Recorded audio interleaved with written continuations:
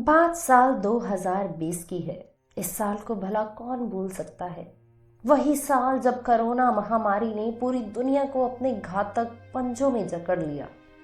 पूरी दुनिया इसके डंक से करा रही थी। क्या अमीर, क्या गरीब, हर देश, हर व्यक्ति इसके खौफ तले जी रहा था। ऐसा भयानक मंजर शायद हर किसी ने पहली बार देखा था। जो बीमार थे उन्हें बीमारी ने तबाह किया। जो बीमारी से बच भी गए उनके रोजगार खतरे में आ गए। लोगों को घरों में सिमट कर काम करना पड़ा और लगभग हर इंसान का मानसिक स्वास्थ्य किसी न किसी हद तक प्रभावित हुआ। और यही हाल था शास्त्री जी के घर का। उनकी पत्नी हर वक्त टेंशन में रहती कि उनके परिवार में से किसी को ये भयानक बीमारी हो ना जाए। अगर ऐसा हुआ तो क्या होगा। पंडित जी अपनी पत्नी को लाख समझाते लेकिन उनका डर कभी खत्म ना होता। वो हर वक्त अपने बच्चों की चिंता में रहती जो दूर शहरों में लॉकडाउन के कारण फंसे हुए थे। बहुत कोशिश करने के बाद पंडित जी का छोटा बेटा अपने घर वापस आ गया। उसके ऑफिस ने घर से काम करने की सुविधा दे रखी थी। परिवार को थोड़ा सुकून मिला। कम से कम एक बेटा तो आंखों के सामने है। बेटे के घर आते ही उसके खान पान, उसके रहन सहन का जिम्मा उसकी माँ ने ऐसे उठा लिया जैसे बेटा ना हो, कोई वीआईपी घर पे ठहरा हो। पंडित जी ने नोट किया कि उनका बेटा थोड़ा बदला सा लग रहा है। माँ के हर सवाल का जवाब बहुत गुस्से से दे रहा था। पंडित जी अपनी पत्नी को बार बार समझाते कि बेटा अब बड़ा हो गया है, उसके साथ 5 साल के बच्चे की तरह व्यवहार मत करो। लेकिन माँ का दिल तो माँ का होता है ना। माँ का मन कहाँ मानता है। अभिनव जब से घर आया था वो पूरा दिन अपने कमरे में बंद रहता। उसके कमरे से मीटिंग करने की आवाजें आती रहती। खाना खाने तक कमरे से बाहर नहीं निकलता था। माँ से कहकर खाना कमरे में ही मंगवा लेता। अब तो उसकी फोन पर चिल्लाने की आवाजें बाहर तक आने लगी थी। शुरू में पंडित जी ने सोचा कि शायद काम का तनाव होगा। वैसे भी आजकल सबका समय खराब भी तो चल रहा है, जिसका असर लोगों के व्यवहार में साफ साफ दिखाई दे रहा है। लेकिन हर बीतते दिन के साथ उनके बेटे अभिनव का व्यवहार और ज्यादा चिड़चिड़ा होने लगा। अभिनव हर छोटी बात पर चिल्लाता रहता। पंडित जी ने बहुत बार अभिनव से बात करने की कोशिश की लेकिन वो भी बेकार चली गई। एक दिन तो हद हो गई। उसके कमरे से चीजें पटकने की आवाजें आने लगी। पंडित जी और उनकी पत्नी ने दरवाजा खटखटाया तो अभिनव चिल्ला करके बोला, आप मेरे मामलों से दूर रहिए प्लीज। बेचारे करते भी तो क्या। जब पंडित जी ने ये बात अपने बड़े बेटे से की तो उसने भी यही कहकर बात पलट दी। पापा, कोरोना की वजह से सब टेंशन में है, नौकरियां खतरे में हैं, तो आप अभिनव को थोड़ा समय क्यों नहीं देते? वो अपने आप ठीक हो जाएगा। अचानक एक रात जब पानी पीने पंडित जी किचन तक आए तो उन्होंने अभिनव के कमरे की लाइट जली देखी। यूं ही झांक कर देखा तो उनका लाडला बेटा घुटनों में सर दिए रो रहा है। तो उनसे बर्दाश्त नहीं हुआ और वो तुरंत अंदर चले गए। बेटे के सर पर हाथ फेरते हुए पूछा, क्या हुआ, तू ठीक तो है? अपने पिता के छूते ही ना जाने अभिनव को क्या फील हुआ।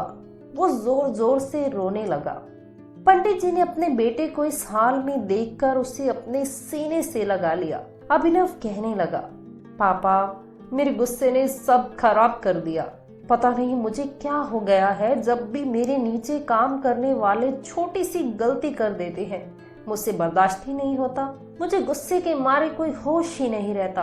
मैं भूल जाता हूँ कि हम सब इंसान हैं, सब बुरे दौर से गुजर रहे हैं। ऐसे में अगर किसी ने अनजाने में गलतियां कर भी दी तो उन्हें नजरअंदाज कर देना चाहिए।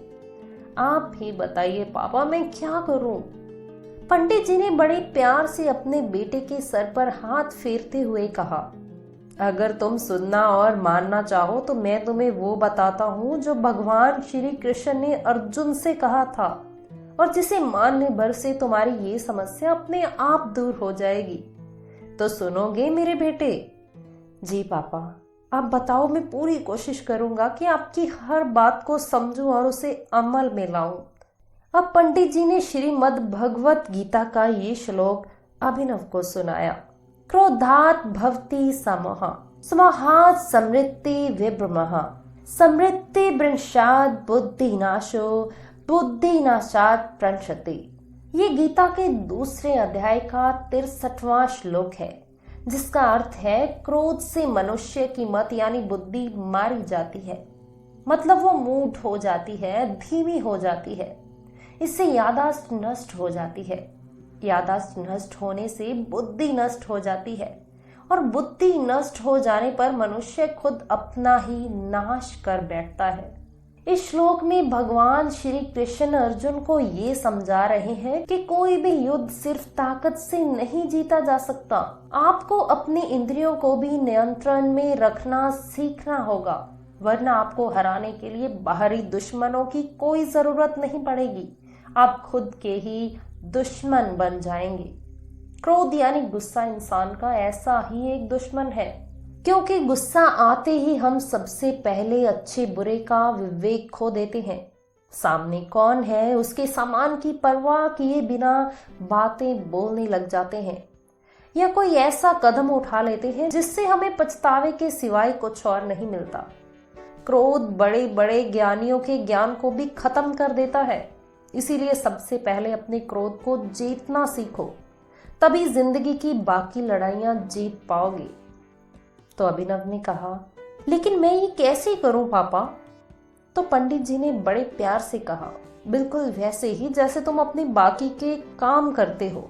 अपने दिमाग को ये मैसेज देकर कि चाहे कुछ भी हो जाए, कैसी भी सिचुएशन हो, अपना आपा नहीं खोना है। दूसरों की जगह खुद को रखकर देखने की आदत बनानी है। अगर किसी से आपका नुकसान या कुछ गलत हुआ भी हो तो उससे शांति से इस बात का एहसास दिलाओ।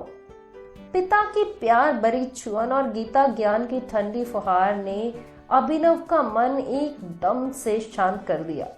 वो समझ चुका था कि वो एक दिन में खुद को नहीं बदल पाएगा, लेकिन गीता के श्लोक और उसके अर्थ के अनुसार अगर हर दिन जीने की कोशिश करे तो शायद एक दिन खुद को पूरी तरह बदलने और एक बेहतर इंसान बनने में कामयाब हो पाएगा।